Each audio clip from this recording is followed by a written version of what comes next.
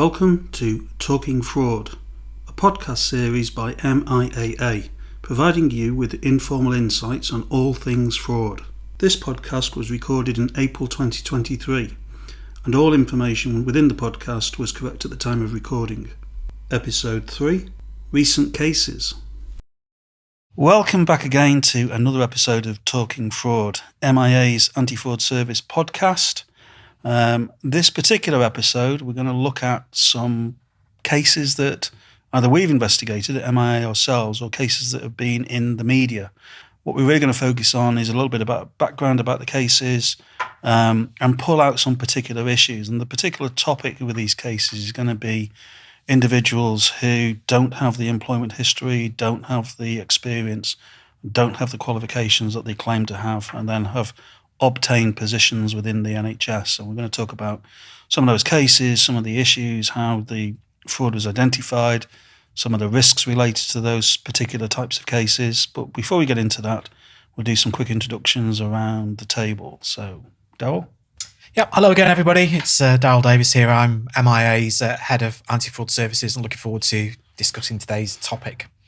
My name's Claire Smallman. I'm Senior Anti-Fraud Manager for MIAA and I focus on the investigation side of the business.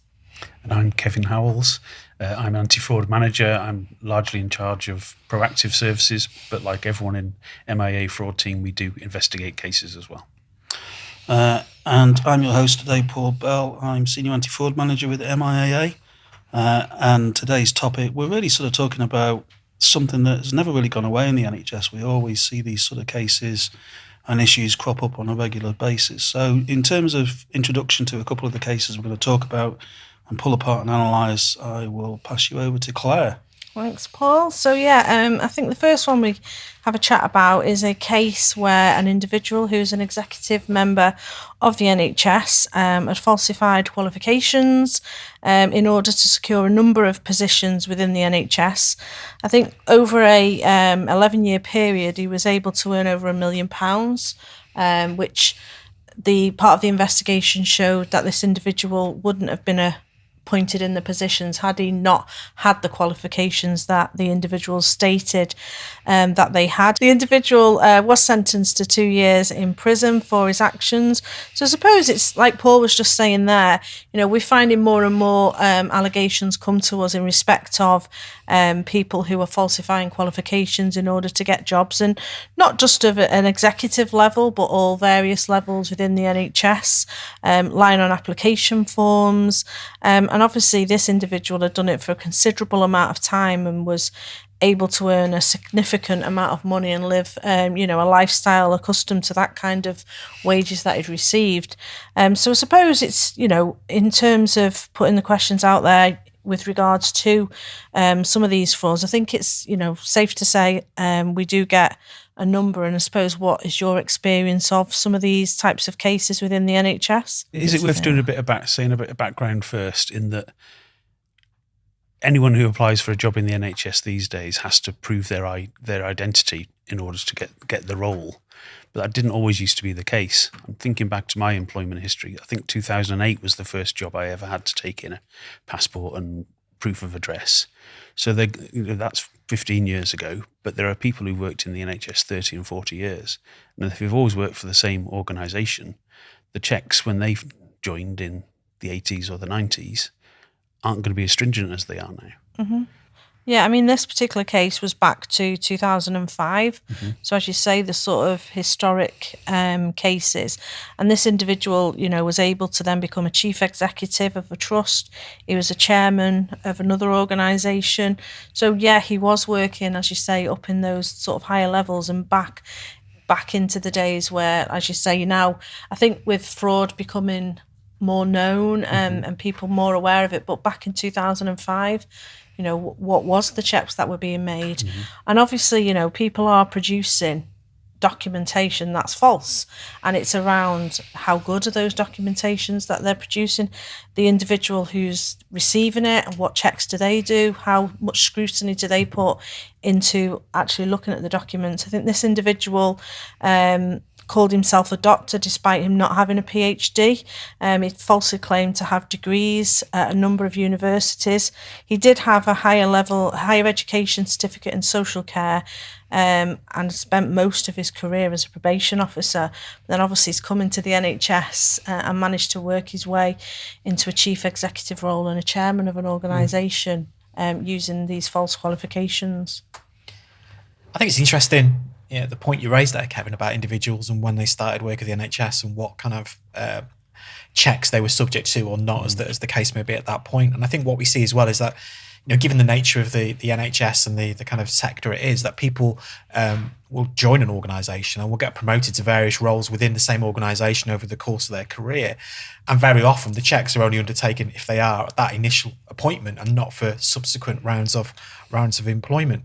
I think also as well, you have the situation of where there's a regulation and requirements called the fit and proper persons tests, which is to make sure that individuals, especially at a senior level, have the right kind of character to be able to operate at a senior level within the NHS. And these tests are only undertaken at a particular point in time. So if you're doing a criminal records check on somebody, if you're checking to see if they're bankrupt or not, if you're checking to see if they've been struck off as a director of or as a trustee of a charity, they're only relevant when you actually do those checks. So it's all well and good undertaking those checks at a particular point in time, but unless you've got ways of monitoring people going forwards, then there could be lapses that you're not picking up in relation to individuals who haven't got the proper processes in place.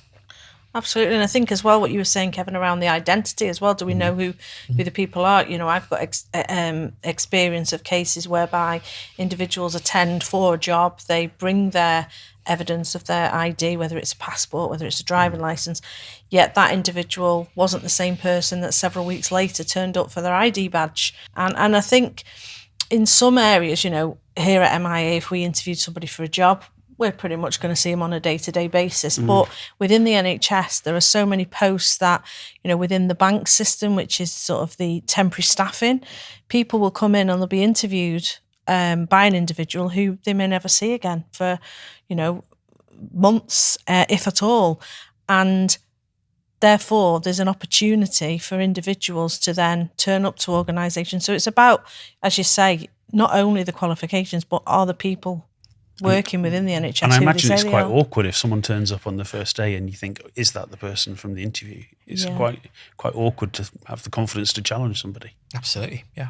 And it's about that honesty and integrity. I mean, this individual was working as a chairman at a hospice, and the person who appointed him said that, he had made significant progress under his leadership and had no doubts about his ability to do the job. However, he wouldn't have employed him if he'd have known about the fake qualifications, because irrelevant of whether, even if you need those qualifications to do the job, it's the honesty and integrity of an individual that then brings question as to whether you want them employed within. Trust issue between absolutely the employee and the employer, which would certainly make it, it may or may not be prosecuted, but it would certainly make it a misconduct issue and potentially a gross misconduct issue if you've misrepresented your qualifications experience. It's a breach of trust issue. And even if people exaggerate things around the edges, you could still argue that that's about a breach of trust. You're misrepresenting yourself from day one.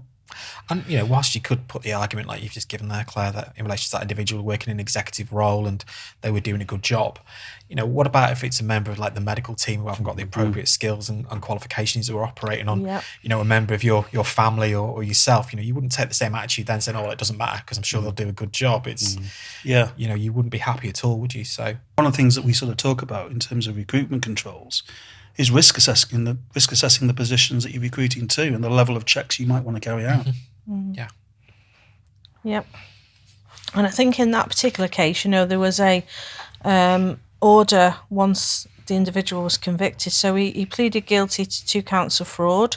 One of them as the chairman of an organisation, or a number of NHS organisations, and also the other one regarding the hospice.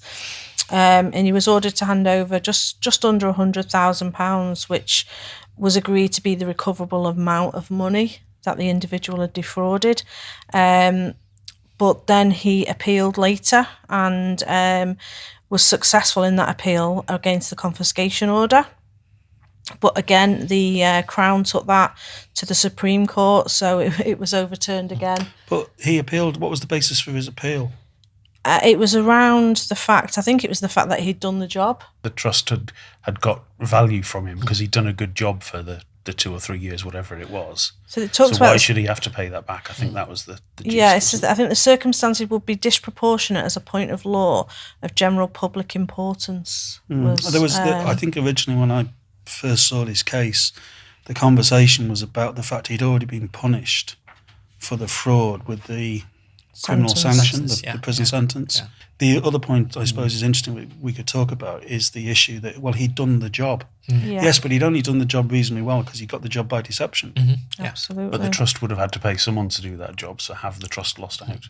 So there's another case that we were talking about before the recording earlier, going back to the mid-2000s, where an individual who was a chief executive of a combined NHS organisation who had none of the qualifications that he claimed to have. I think it was about 3 qualifications, academic and professional, and turned out not to have completed any of them.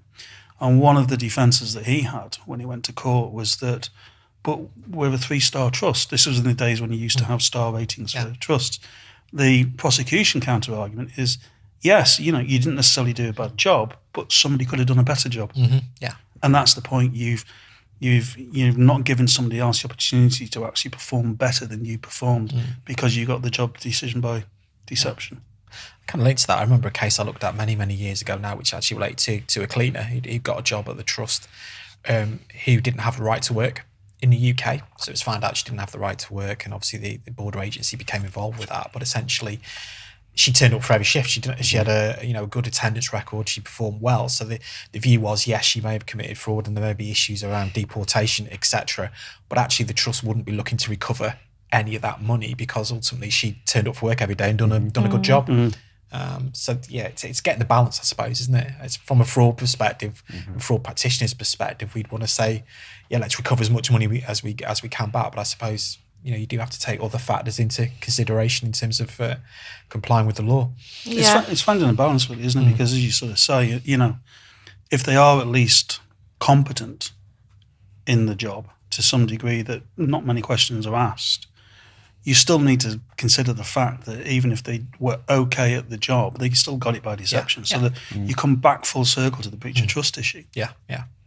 Yeah, and I think as well, in this particular case, he was leading a prestigious life based on the money he was able to earn. So irrelevant of the fact that he'd done a good job in terms of his role in those particular organisations, he still got it through dishonest actions. And should he, have been allowed to benefit from that by living the life that he was? But traditionally we tend to get referrals through that are of this sort of nature, really, where it's falsified qualifications, falsified work experience, employment history, and so on. But there are occasions where you'll find sort of more related type of issues, particularly if you're dealing with clinicians. So I can remember a case probably about 15 years ago where somebody, and I think they were an academic, so they're working in an academic institution rather than an NHS institution, but the principle would be the same, where they'd falsified their research record.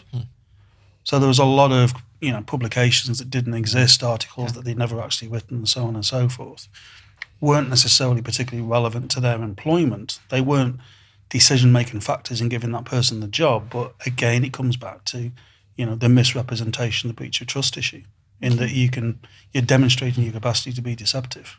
Yeah, I think in a way we're actually lucky in terms of what we do, in that our role is to purely follow the lines of inquiry and to prove or disprove, as the case may be, the allegations that are made in these regards, and then it's up to the CPS and the courts then, isn't it, to actually decide what the sanctions are going to be. So from our perspective, it's pretty straightforward, isn't it, in terms of what we need to do. But I agree with you, it is this perception as well, isn't it, about individuals and pertaining posts and salaries associated with those that they wouldn't be entitled to, and that another individual out there has had that opportunity taken away from them because of the acts of a fraudster in getting that post. Yeah, absolutely.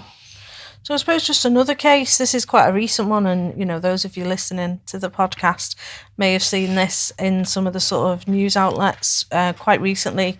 This is what, February 2023? March, I think, yeah, March 2023.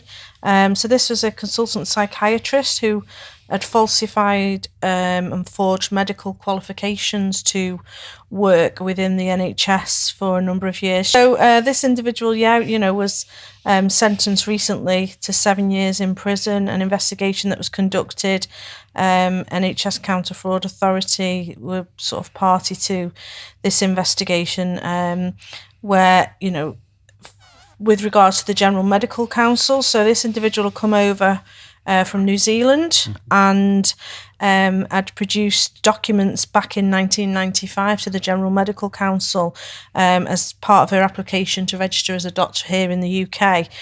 The documents were, there was a degree certificate for University of Auckland. There was also a letter that had been written by a faculty registrar confirming the qualifications that were all false. And obviously these qualifications the false qualifications didn't get picked up on her application. And obviously as she's continued to work then through the NHS. Didn't the letter you referred to, there was a verification letter. So it was someone saying, yes, this person is a qualified doctor in New Zealand.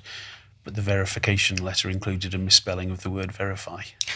So there was a red flag. There was a red flag, never got spotted. Do we know how it came to light? I'm not sure we do. I think it's interesting, these examples, though, isn't it? Because the kind of world we live in now, where individuals can move from country to country to gain employment. It's hard at times to get information out of academic institutions and professional bodies that are based overseas. And very often it may be considered to be too difficult, especially for CV. Somebody has a CV where they've had employment in a similar role in other organisations in other countries. They may just think, well, actually, we won't bother looking then at the qualifications. We'll assume that everything's okay, and it's that assumption that then causes the problems later on, like in this situation here. There's, you make an interesting point there. One is it too difficult to do the check because I need to try and get hold of somebody in New Zealand? Where do I start? It's not a UK institution if you're based in the UK, so there's that particular issue. And interestingly, you mentioned, Claire, also about possibly falsified references as well.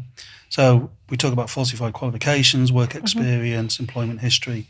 We also come across falsified references where the individual who's got the job by deception has basically falsified the reference, but pretending to be somebody else as well, really. So yeah, we see that quite a lot, don't we? Where people have, created an email address, Google or whatever, a number of sources, and they're almost providing themselves with a reference. Not almost. They are providing themselves with a reference to get jobs. And again, it's about the individual. So, we do training packages, don't we, where we go out to HR recruitment teams to sort of try and point some of this stuff out for them to look at. But, we can only investigate what we get told, and we're reliant upon the individuals taking these documentation in at the start of employment. It's a classic example of where prevention is better than trying to cure it by investigation. Yeah, definitely. If you can do your checks and... that isn't just all paper-based checks as well. Sometimes it is actually interviewing the candidate as well and actually sort of drilling down, asking some questions about where did you study and how long were you there for and how did you find it and, did you ever go to such and such a place? Some of that can tease out that it's a fabrication as well. And some of it, is very well documented. So some of these forged documents are really good standards. So, That's the interesting thing really, isn't it? I mean, as you can say, there can be documents that are put together that are quite... an email, a false reference is just basically an email. So as long as you set up a fake web-based email account, you can pretend to be whoever you want to be. So unless you follow it up and actually want to speak to that person, can I give you a call? And the voice sounds like the person you've just interviewed, then they're going to have to involve somebody else to portray themselves as the person who's given the reference. Yeah. But in terms of documentation, you see, bad photocopies, not seeing original certificates that are still in frames, so you can't actually touch and feel the original documentation. These are all issues, really, in that, well, I've seen the original certificate. Well, you saw it through some tempered glass in a frame, but did you pick it up? Did it feel like proper paper and so on? So, yeah, I've had a couple of cases with documentation and references. So one case where an individual had clearly given themselves the reference, and they were caught out because their spelling wasn't the best, and there were certain words they spelt wrong, and the person given the reference also spells spelt the words wrong as well. So that was how that individual was identified. And another case, God, many years ago when I first joined the NHS, speech and language therapist who was prosecuted had provided her certificate. So it's a bit like your registration, they have to get it renewed every so many years.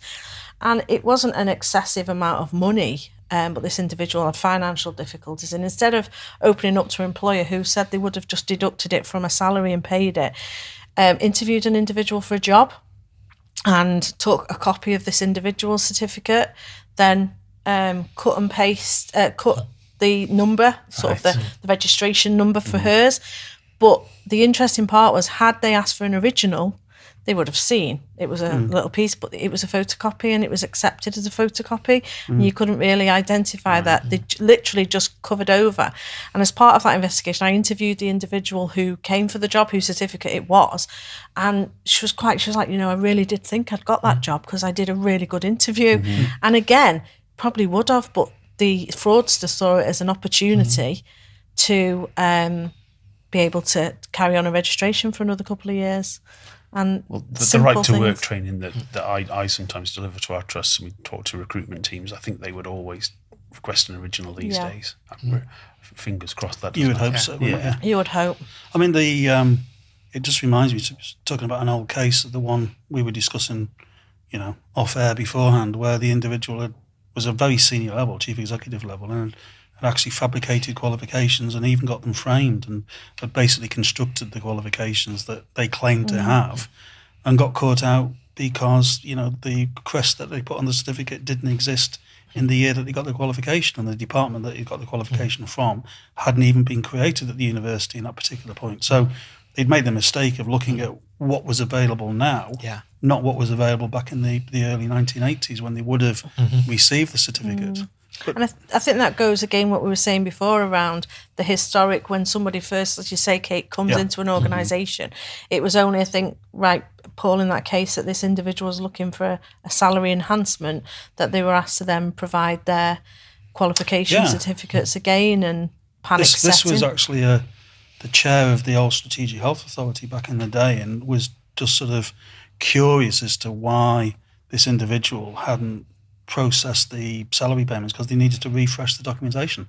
I think they'd been lost in a move at some point. So, you need to bring them back in again. We haven't got any paperwork on your file. You need to bring them all back in so we can just file them. And then when they were brought back in, fabricated and in frames, the individual just felt something didn't quite feel right about them. Couldn't put his finger on it, but that was enough to refer it for us for investigation, and then we unpicked it all on the back of that. And that's it, and that's what we were saying before around, we're reliant upon the ears and the people on the ground sort of being... Someone having an inkling there's something wrong and getting us involved. It's being suspicious. I think it's important as well to make sure you have a consistent policy that's applied in terms of recruitment at whatever level it is within an organisation, because I suppose some of the risks are the more senior you are within an organisation, the more opportunity you may have to kind of avoid producing those documents in a timely manner, because individuals on a HR team may feel a bit reticent about challenging a consultant or an executive director to provide certificates,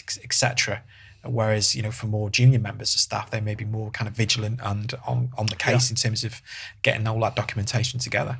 And that sort of intimidation of challenging somebody in a position of authority or not wanting to ask awkward questions, again, comes back to another episode of Talking Fraud, where we look at some of the social engineering aspects. So, that links in with a lot of what we're increasingly seeing at the moment.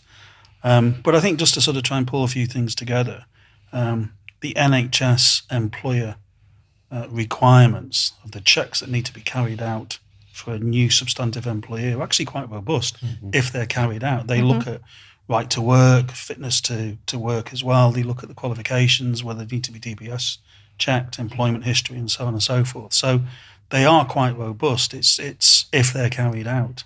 What we're noticing increasingly, and this again maybe another Talking Fraud podcast episode, is where there's an increasing reliance upon the use of agency staff to fill in for a lack of substantive positions. And there is a reliance there that the agencies are undertaking some of these background checks. And as we're seeing with increasing referrals come in about the questionable nature of some agency personnel that are working in the NHS setting, that sort of leaves quite a bit to be desired. And as I say, that might feature in another episode of Talking Fraud.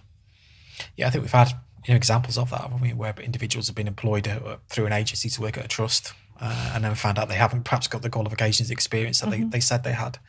And I think it's kind of also linked to some of the points you were talking about earlier about that increased use of bank and agency staff within the NHS. We've got so many vacancies at the moment that they're becoming more and more prevalent, aren't they? And how do we know that the people who are engaged through an agency and turn up for an interview are actually the people who are going to turn up and actually do the work? But that's a risk, isn't it, for the NHS as a whole and recruitment teams.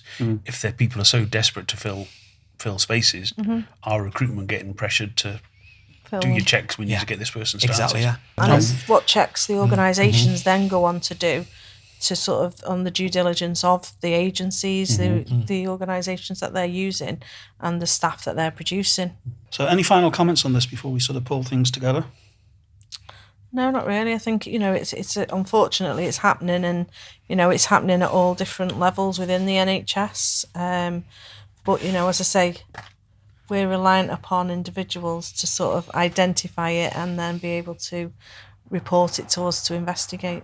Okay, thanks for everybody's contribution. I'm sure it's something that we may talk about again in the future, certainly with regards to some of the agency staffing issues. It's an ongoing discussion. It's not going to go away soon. Hasn't gone away for many years that we've all been involved in NHS counter-fraud investigations and investigations in other sectors as well. So thanks for listening to another episode of Talking Fraud, and we'll see you on the next one.